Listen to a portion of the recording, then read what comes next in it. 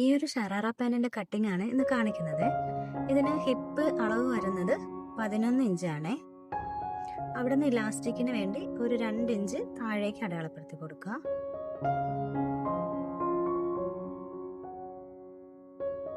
Scale വെച്ചൊന്ന് യോജിപ്പിച്ച് വരച്ചു കൊടുക്കണേ. അത് കഴിഞ്ഞിട്ട് 11 ഇഞ്ച് അടയാളപ്പെടുത്തി അവിടുന്ന് താഴേക്ക് ഒരു 16 ഇഞ്ച് ക്രോച്ച് ലെന്തിന് വേണ്ടിയിട്ടാണ് ഒരു 16 ഇഞ്ചാണ് അടയാളപ്പെടുത്തി കൊടുക്കുന്നത്. 16 ഇഞ്ച്. അത് ഇലാസ്റ്റിക്കിന് വേണ്ടി 2 ഇഞ്ചും കൂടി ആഡ് ചെയ്തത് ചേർത്താണ് 16 ഇഞ്ച്. അത് കഴിഞ്ഞിട്ട് വരുന്നത് 2 ഇഞ്ച് പോയാൽ 14 ഇഞ്ചാണ് വരുന്നത്. പിന്നെ ക്രോച്ചിന്റെ ഷേപ്പിന് വേണ്ടിയിട്ട് 2.5 ഇഞ്ച് അടയാളപ്പെടുത്തി കൊടുക്കുന്നുണ്ട്. ഇനി ഫുൾ ലെന്ത് അടയാളപ്പെടുത്തി കൊടുക്കുന്നത് 22 ഇഞ്ചാണ് അടയാളപ്പെടുത്തി കൊടുക്കുന്നത്. മുട്ട് വരെയുള്ള ലെന്താണ്. മുട്ടിന് ശേഷം നമുക്ക് പ്ലീറ്റ് ഇട്ടാണ് സ്റ്റിച്ച് ചെയ്തെടുക്കേണ്ടത്. അപ്പം മുട്ട് വരെയുള്ള ലെന്താണ് ഇപ്പം അടയാളപ്പെടുത്തി കൊടുക്കുന്നത്. അതിനുശേഷം 1 ഇഞ്ച് തയ്യൽ തുമ്പും അടയാളപ്പെടുത്തി കൊടുക്കുന്നുണ്ട്.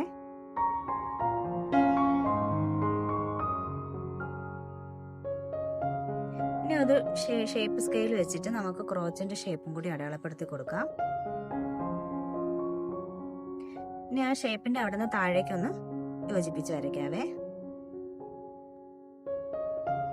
ഇനി ഇതൊന്ന് കട്ട് ചെയ്തെടുക്കാം. ഇത്രയാണ് നമ്മുടെ ഹിപ്പ് മുതൽ മുട്ട് വരെ, കാലിന്റെ മുട്ട് വരെ വരുന്ന അളവാണ് ഇപ്പൊ അടയാളപ്പെടുത്തി കട്ട് ചെയ്തെടുക്കുന്നത്.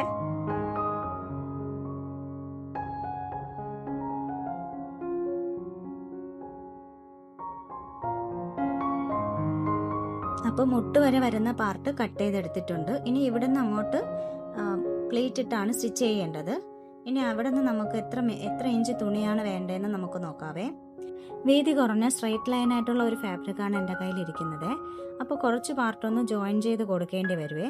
നമുക്ക് വീതി വരുന്നത് 60 ഇഞ്ച് വിട്ടാണ് വരേണ്ടത്. മുട്ടിന് ശേഷം വരുന്ന പാർട്ടിൻ്റെ ലെന്തും 23 ഇഞ്ച് തന്നെയാണ് കട്ട് ചെയ്തെടുക്കേണ്ടത്. അപ്പോൾ നമുക്ക് 23 ഇഞ്ചൊന്ന് അടയാളപ്പെടുത്തി കൊടുക്കാവേ.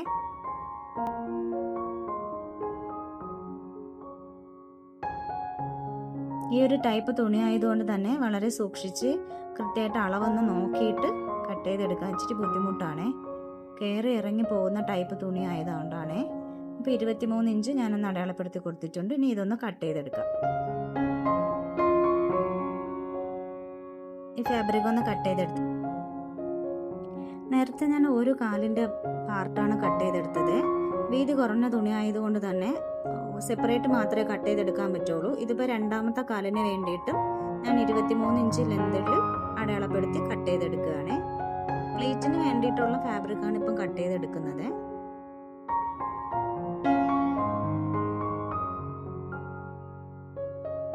ഇതിപ്പോൾ അളന്ന് നോക്കുമ്പോൾ നമുക്ക് 22 ഇഞ്ച് വീതിയാണ് വരുന്നത്. 22 ഇഞ്ച് ഒരു സൈഡ്. അപ്പോൾ 2 സൈഡ് നോക്കുമ്പോൾ 44 വരുന്നത്. നമുക്ക് 60 ഇഞ്ച് വിട്ട് വീതിയാണ് വേണ്ടത്. അപ്പം ബാക്കി വരുന്ന പാർട്ടും കൂടി ഒന്ന് കട്ട് ചെയ്ത് എടുക്കാം. എക്സ്ട്രാ കട്ട് ചെയ്ത പാർട്ട് ഈ വരുന്ന ഭാഗത്തൊന്ന് ജോയിൻ ചെയ്ത് കൊടുക്കുക.